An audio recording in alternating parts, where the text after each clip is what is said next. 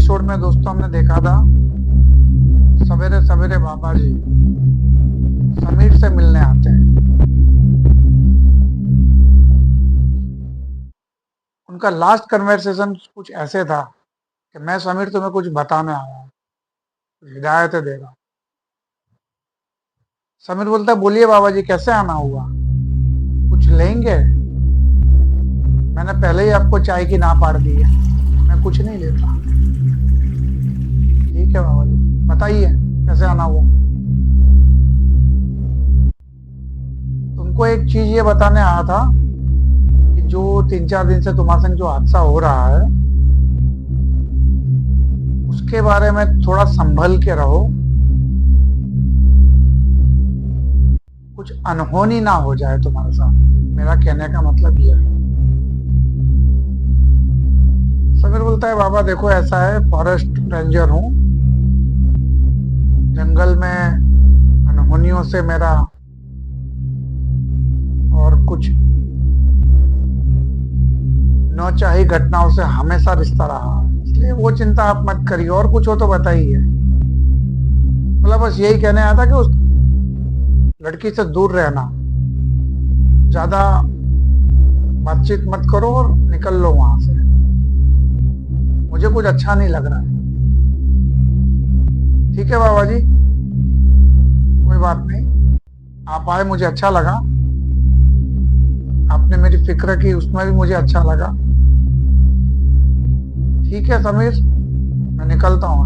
ठीक है बाबा जी राम राम राम राम कह के बाबा जी चले जाते हैं।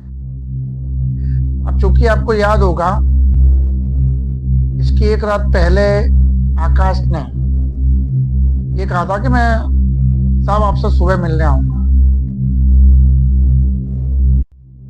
समीर को याद होता है, थोड़ी देर होती है आकाश आता है। सर गुड मॉर्निंग आकाश आओ। बोले क्या हुआ?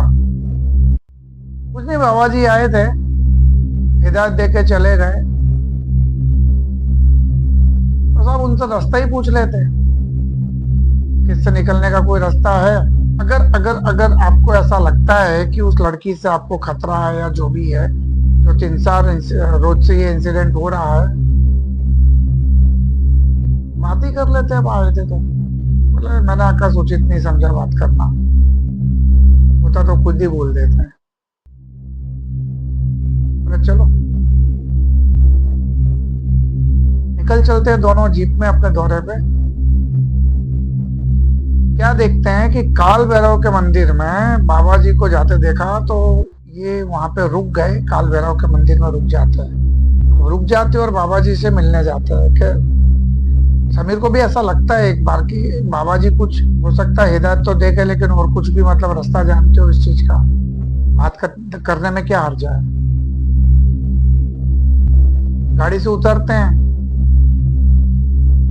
समीर बोलता है आकाश से कि तुम बैठो मैं जाके आता हूँ। काल भैरव के मंदिर में जाते हैं, बाबा जी वहां पे अपनी जगह पे स्थान पे बैठे होते हैं।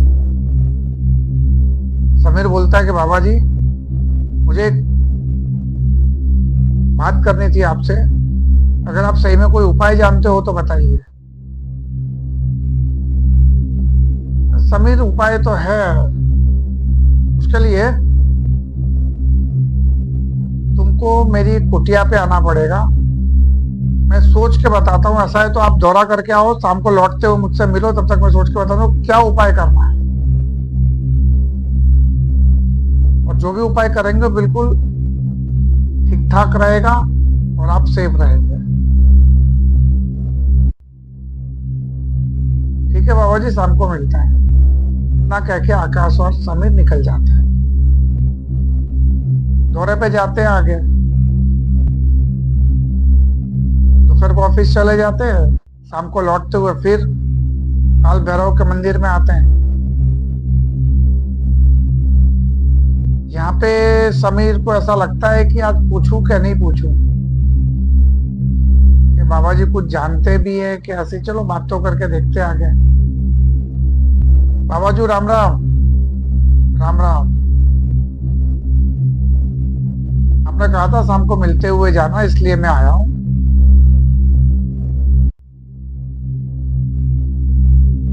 हाँ समीर, मैंने एक चीज सोची है। एक उपाय है, लेकिन उसके लिए मुझे विधि विधान से यज्ञ हवन करना पड़ेगा, और उस हवन में आपकी हाजिरी भी जरूरी है। क्या आ पाओगे? हाँ, क्यों नहीं आ पाऊंगा। और ये जो उपाय है, ये आधी रात को होगा, दिन में नहीं होगा। और मेरी जो कुटिया है वो जंगल में है। बाबा जी, कुटिया तो मैंने देखी नहीं है, अगर आप कहें तो अभी बता दो मुझे, तो फिर मैं आप जिस दिन कहोगे उस दिन अपने आ जाऊंगा। ठीक है, बता देते हैं आपको, चलो। अब समीर बाबा जी को लेके आता है,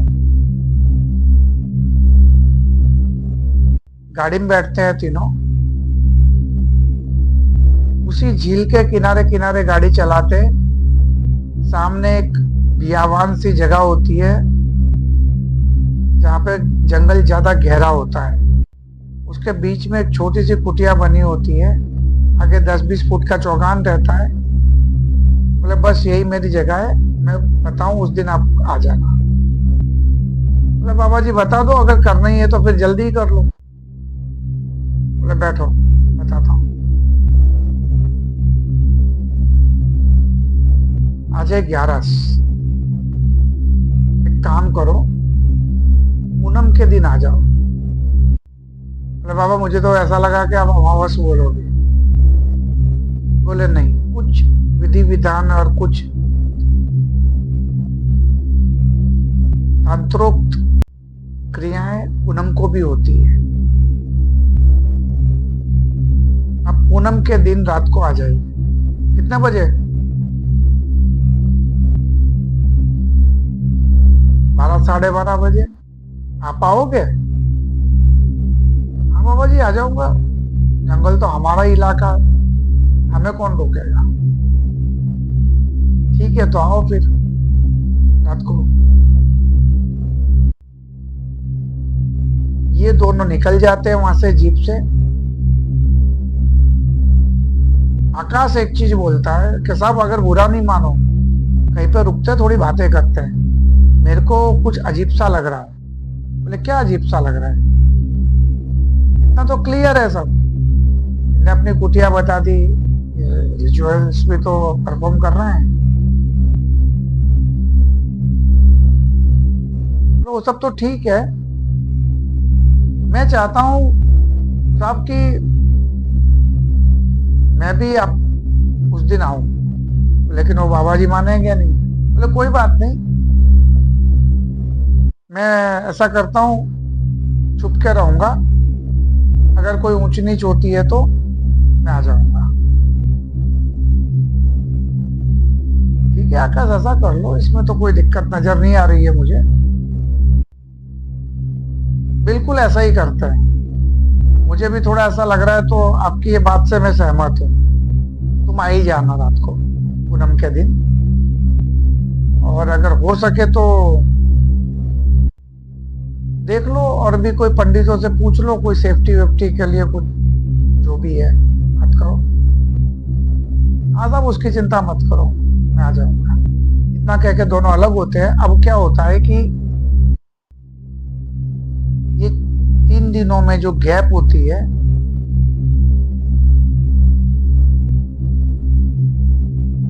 समीर झील पे जाने का अवॉइड करता है, अपने ऑफिस में जो भी काम है वो करता है और घर आ जाता है। अब वो दिन आ जाता है जब रिचुअल्स परफॉर्म करना है। समीर आकाश को फोन लगाता है कि आकाश 10:30 बज रहे हैं रात के, मैं तो बिल्कुल तैयार हूं, आप आ जाओ, कुटिया से कुछ दूरी पे मैं आपको उतार दूंगा। ये दोनों जब अलग होते हैं समीर और आकाश, तो उस टाइम पे क्या होता है कि आकाश के जहन में एक बात आती है, वो ये सोचता है कि हो ना हो बाबा जी तो कहीं गोल गोल नहीं घुमा रहे हैं, और अगर उस रात को कुछ अनहोनी हो जाती है या कोई काली शक्ति है या जो भी है, अगर वो आ जाती तो उससे बचने का उपाय भी तो करना पड़ेगा। तो ये सोचते हुए क्या करता है आकाश की पन्ना जिले में उनके पहचान वाले से मिलता है वो 3 दिन के दौरान, और बात करता है जो इसको जानकार थे, जो गुनिया कहते हैं वहां पे, गुनिया, वो बताते हैं गुनिया की यहाँ पे ऐसी चीजें होती रहती है, और इसके लिए मतलब एक चीज साफ है कि आपको अपना प्रोटेक्शन करते हुए जाना है, और प्रोटेक्शन के लिए आपको कोई पायस पवित्र चीज चाहिए, जो कि जिसको डालने से उन काली शक्तियों के उस जिस्म में जिसमें अभी वो हैं उसमें जलन सी पैदा होती है और वहां से वो भागती है। ये पूछता है कि ऐसी पायस चीज या पवित्र चीज यहाँ कौन सी है? बोले यहाँ तो ना गंगा है ना जमुना है। तो उतने में वो जो आदमी होता है वो बोलता है यहाँ पे अजयगढ़ रोड पे चौपड़ा मंदिर है, चौपड़ा मंदिर के सामने गंगा और जमुना दो चौपड़े बने हुए हैं, वहां पे एक में गंगा का पानी निकलता है और एक में जमुना का निकलता है। आप दोनों ही एक पानी बोतल में भर के ये लेके ही साथ में जाओ। अगर आपको ऐसा लगता है तो ठीक है, और नहीं लगता है तो कोई बात नहीं, वापिस आ जाना खुशी खुशी। आकाश बोलता है ये बात भी ठीक है। तो आकाश क्या करता है कि वहां चौपड़ा मंदिर के सामने जो चौपड़ा बने हुए जंगल में, वहां से गंगा जमुना से एक एक बोतल पानी भरता है और आ जाता है। अब जैसे ही ये लोग रात को निकलते हैं और ये बोलता है कि आकाश तुम यहाँ पे रुको, मैं अंदर जाता हूँ, रिचुअल्स परफॉर्म क्या करते हैं बाबा जी वो देखते हैं। अब जैसे ही ये कुटिया की तरफ जाता है और ये चौंक जाता है, क्या देखता है, ये कोई नॉर्मल तंत्रोक्त क्रिया नहीं दिख रही थी। यज्ञ कुंड बकायदा बना हुआ था, नरमुंड रखे हुए थे, कहां से लाए बाबाजू पता नहीं। बाजू में एक खड़क नुमा तलवार थी जिसे खड़ग ही कहते हैं, वो रखी थी। ये जाते करीब बोले बाबा जी मैं आ गया, बैठो समीर, हवन कुंड तैयार है, पूजा के लिए तैयार हो? बिल्कुल बाबा जी तैयार हूं। ठीक है,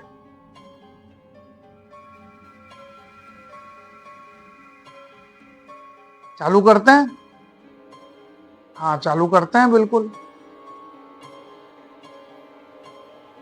ये जो ताबीज मैंने आपको दिया था ये उतार दो, अब इसकी यहाँ पे जरूर नहीं है। जैसा आप कहें बाबाजू, कोई दिक्कत नहीं है, ये ताबीज उतार दिया मैंने। अब करीबन 1:15 बज चुका होता है, हवन चालू करते हैं, मंत्रोच्चार चालू होता है। अब वो क्या मंत्र बोल रहे होते हैं मिस्टर वसुदेव को कुछ पता नहीं चलता है।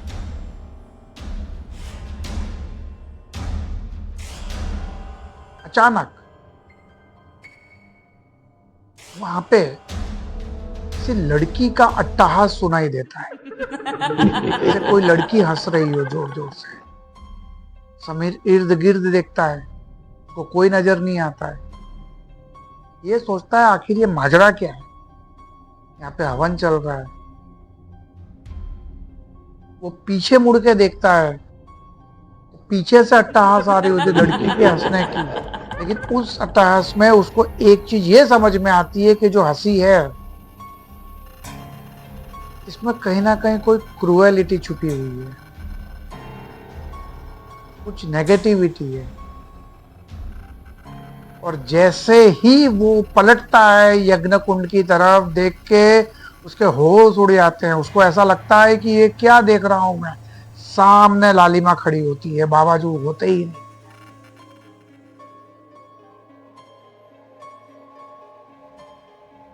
चेहरा तो लालिमा का होता है, बड़ी खूबसूरत होती है, पूरा बदन और उसके कपड़े वो यक्षिणी के होते हैं। ये सोच में पड़ जाता है कि क्या हो रहा है मेरे साथ। बाबाजू कहाँ चले गए। अब हंसी की आवाज बिल्कुल सामने से आती है और लालिमा जोर से हंसती है। बोले, मूर्ख, तूने मुझे क्या समझ रखा था, मैं तुझे छोड़ दूंगी। मुझे श्राप मुक्त होने के लिए कई दिनों से मैं सामग्रियां जुटा रही हूं और मेरे रास्ते में जो भी आता है मैं उसे खत्म कर देती हूँ। और तुम 3 से 4 बार मेरे रास्ते में आए हो जो मैं बर्दाश्त नहीं कर पाई। ये बाबाजू भी मैं ही थी। अगर मैं तुम्हें सीधे सीधे लेके आती तुम कभी नहीं आते। ये सारा का सारा जो भी तिलस्मा आपने देखा ये सारा मेरा रचाया हुआ था। अब ये सोचता है कि बात क्या करे इससे, सामने खड़ी होती है वो तो ये पूछता है, तो आपने मुझे काल भैरव के मंदिर में तावीज पहनने दिया, बरकत के लिए दे रही हूँ। मतलब बाबा जी तो ऐसे ही बोले थे कि बरकत के लिए दे रहा हूँ। बोले हाँ, वो भी मेरी एक चाल थी आपको फंसाने की। अगर बाबाजू आपका भरोसा नहीं जीत पाते तो आप यहां तक आते कैसे। अब ये जो जहां पे आप आ गए हो यहां से आपको कोई नहीं बचा सकता है।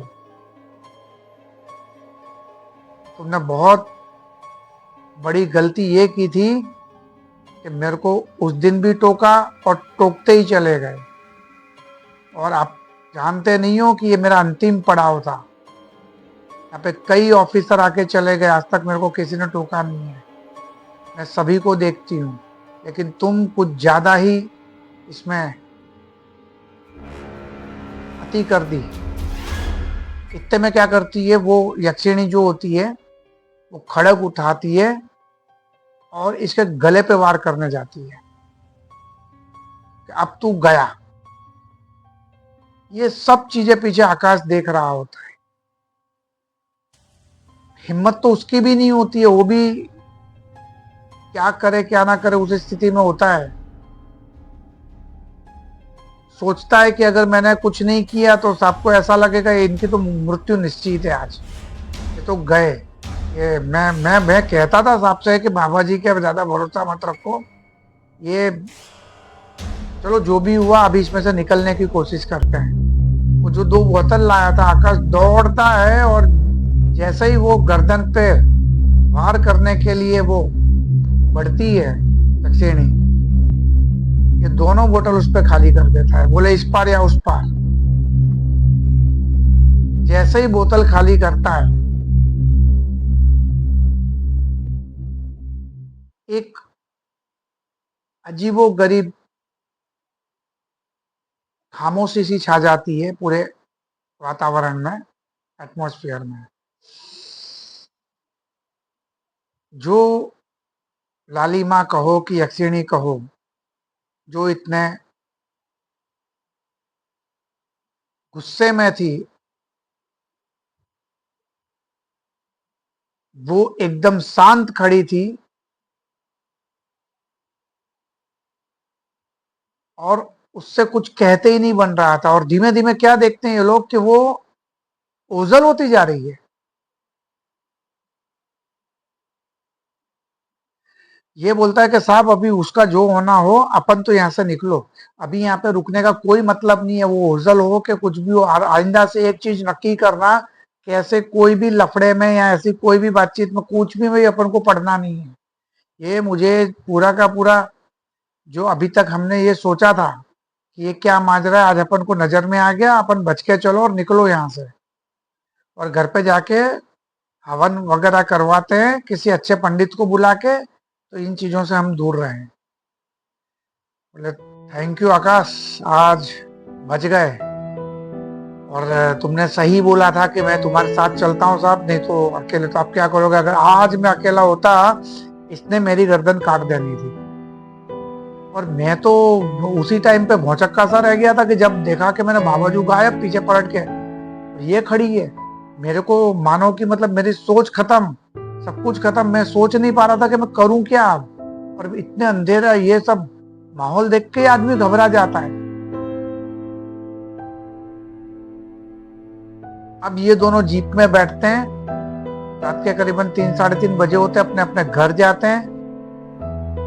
और दूसरे दिन वो अपना हवन वगैरह की तैयारी करते हैं कि अपन नेगेटिव एनर्जी से हमेशा के लिए दूर रहें। ऐसी कुछ पूजा पाठ करवा लेते हैं। तो दोस्तों, समीर वसुदेव, उसके बाद तो उनकी वाइफ भी आ जाती है रहने के लिए साथ में, और अपना जीवन बड़े अच्छे से निकालते हैं। तो ये थी हमारी इस एपिसोड की अंतिम चरण की कहानी।